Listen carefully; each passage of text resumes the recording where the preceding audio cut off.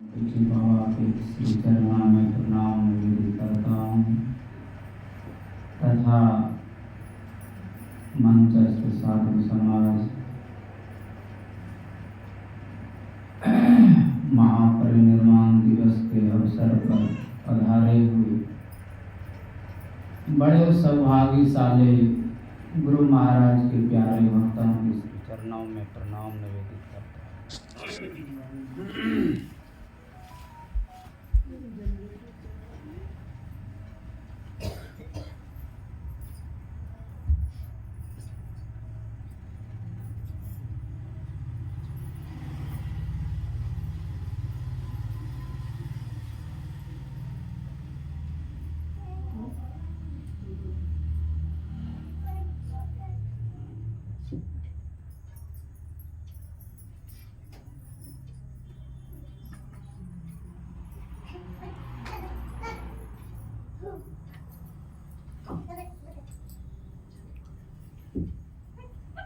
बोलो तब तक है ना, आवाज तो सुनी देते हैं।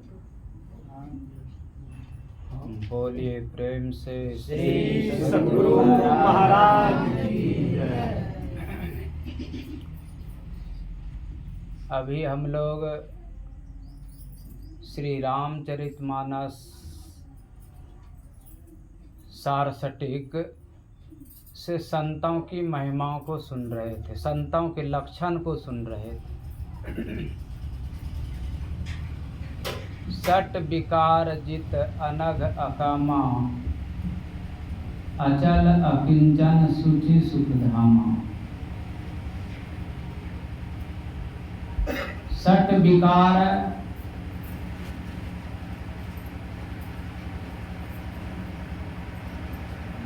सभी के अंदर रहता है। इसको रामचरितमानस में मानस रोग भी कहा गया। इसी मानस रोग से सभी लोग त्रसित हैं, दुखित हैं। और कब तक इस रोग से दुखी रहेंगे? जब तक यह रोग समाप्त नहीं हो जाएगा तब तक जीव सुख को प्राप्त नहीं कर सकता। भला कोई रोगी व्यक्ति चैन से रह सकता है क्या? किसी व्यक्ति को कोई छोटा से छोटा रोग हो जाए तो वह चैन से नहीं रह सकता, करहाते रहता है, चिल्लाते रहता है, चिल्लाते रहता है। और यहाँ 6 रोग, सट विकार, ये इतने दुखदाई हैं कि यह एक शरीर में क्या, इन्हीं सट विकार के कारण हम जन्म जन्मांतर तक दुखित रहते हैं।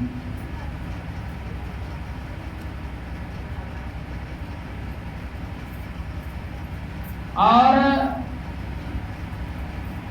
संत लोग इसी सट विकार को जीते हुए रहते हैं। काम, क्रोध, लोभ, माद, मत्सर, अहंकार, ये सब जो है सट विकार को जीते हुए, सट विकार जित अनघ अकामा, यानी पाप रहित, अकामा कोई कामना नहीं, सट विकार जित अनघ अकामा, अचल अकिंचन, अचल अपने पथ पर अचल। जो हमारा सतपथ का रास्ता है उस रास्ते में संत लोग अचल रहते हैं। अचल रहा जो अपने पथ पर लाख मुसीबत आने में मिली सफलता जब में उसको जीने में मर जाना। अचल अकिंचन यानी अपने आप को कुछ नहीं मानने वाला कि मैं कुछ नहीं, सूची बाहर भीतर से पवित्र होते हैं। बाहर भीतर से पवित्र मतलब शरीर से तो पवित्र रहते हैं और मन से भी, अंतःकरण से भी वे पवित्र रहते हैं। बाहर भीतर से पवित्र। अचल अकिंचन सूची असुख धामा, सुखों के धाम होते। भगवान महावीर के वचन में है कि आत्मशोधक मनुष्य के लिए शरीर का श्रृंगार, स्त्रियों पुरुषों का संसर्ग और स्वादिष्ट भोजन तालकूट बीज के समान महान भयंकर है।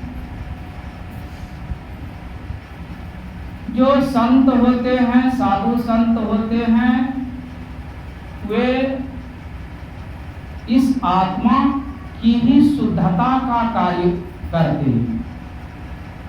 आत्मा की शुद्धि कैसे हो, वह रास्ता संत लोग बतलाते हैं। वह रास्ता संत लोग बतलाते हैं और संतों के बताए मार्ग पर चाहे जितनी भी कठिनाइयां हो चलने में, उस कठिनाइयों को जो सहने के लिए जानता है उसी को साधु कहते हैं। श्री सद्गुरु महाराज संतों के बताए हुए मार्ग को पर चलने में चाहे जितनी कठिनाइयां हो, उस कठिनाइयों को झेलने में, यानी यहाँ तक आता टूक टूक होए गिरे धरती पर करे न तन की आशा। वीर वही है जो कि मैदान में है और टुकड़ा टुकड़ा होकर के गिर रहे हैं, उसका शरीर कट रहा है, लेकिन मैदान छोड़ करके नहीं भागते हैं। जो संतों के रास्ते पर चलने में इस मैदान को छोड़कर नहीं भागते हैं, सचमुच में साधु वही कहलाते। जोग कमाए के बाबू होना यह तो बड़ा मुश्किल है। यह साधु का मार्ग यह ऐसा नहीं कि हम जो है बहुत संसार के सुखों को भी भोगे और साधु भी बने, यह संभव नहीं है। जगत भगत से बैर है चारों जुग परमा। संसार का सुख भी प्राप्त करेंगे और साधु संतों का भी मोक्ष का सुख भी प्राप्त करेंगे। तो मोक्ष का सुख जो है, चाहे तो मोक्ष का सुख प्राप्त करो, चाहे संसार का सुख प्राप्त करो। संसार का सुख विषय के तरफ है और विषय को संतों ने दुख का रूप बतलाया। मृगवार सम सब ही प्रपंचन, विषय सब दुख रूप है, निज सुरत को इनसे हटा प्रभु में लगाना। जा विषया संतन तजी मोड़ ताई लपटात, जव नर डारत बमन करी स्वान स्वाद सुखात। संसार का जो सुख है, उस सुख को जो तिलांजलि देते हैं वही साधु कहलाते हैं। और साधु के रास्ता पर चलते चलते जब वह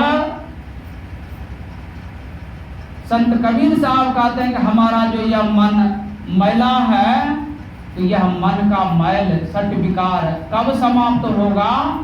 आदि नाम पारस है, मन है मैला लो, परसत ही कंचन भया, छूटा बंधन मोह। यानी आदि शब्द से जब यह उस आदि शब्द को प्राप्त करेंगे, तब कहते हैं कि हमारा जो जीव पर जन्मों जन्मों का जो पड़ा हुआ जन्म जन्मांतर का मैल है, वह सदा के लिए समाप्त हो जाएगा।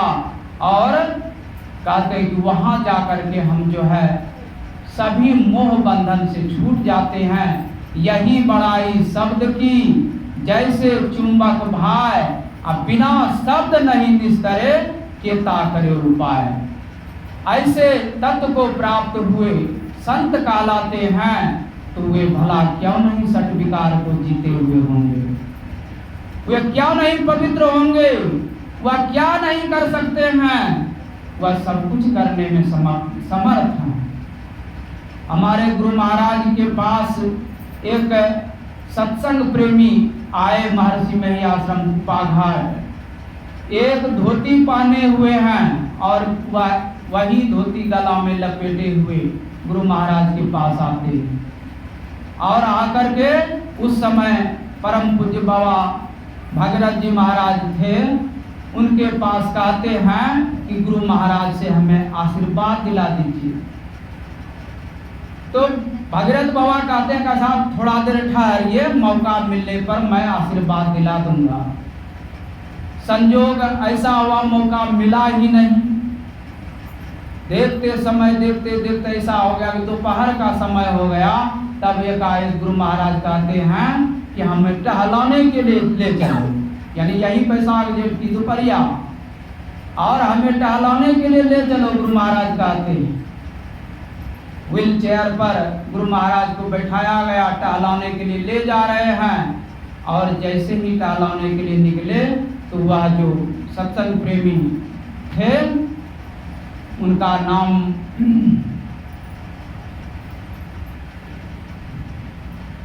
वह जो है वे जो है मतलब जैसे वहाँ गुरु महाराज को जैसे देखे तो उनके चरणों पर आकर के जो है प्रणाम करते हैं और रोने लग जाते हैं।